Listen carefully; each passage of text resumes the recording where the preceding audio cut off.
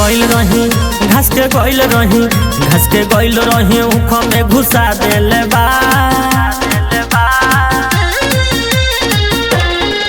घास के गइल रही उख में घुसा देले बा। दादा मरहले बयसन हुरा के सामान लटका देले बा। दादा मरहले बयसन हुरा के सामान लटका देले बा।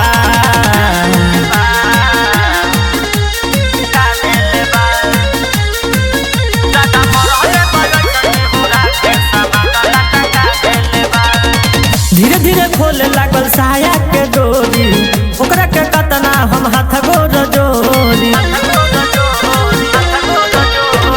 धीरे धीरे खोले लागल साया के डोरी, ओकरा के कतना हम हाथ गोर जोरी। हमरा ढोरिया के नीचे घुसा देले बा। दादा मरहले बयसन हुरा के सामान लटका देले बा। दादा मरहले बयसन हुरा के सामान लटका देले बा।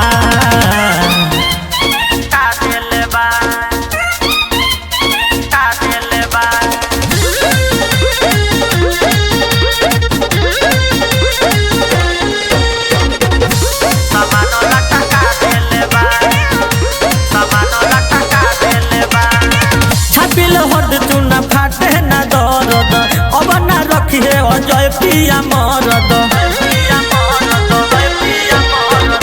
छापिल हर्द चूना फाटे ना दर्द अब ना रखिए अजित पिया मरद। सोनू अरविंद को जगह दबा देले बा। दुगला मरहले बयसन हुरा के सामान लटका देले बा। दुगला मरहले बयसन हुरा के सामान लटका देले बा। नतिया एको करम ना छोड़ के सखी।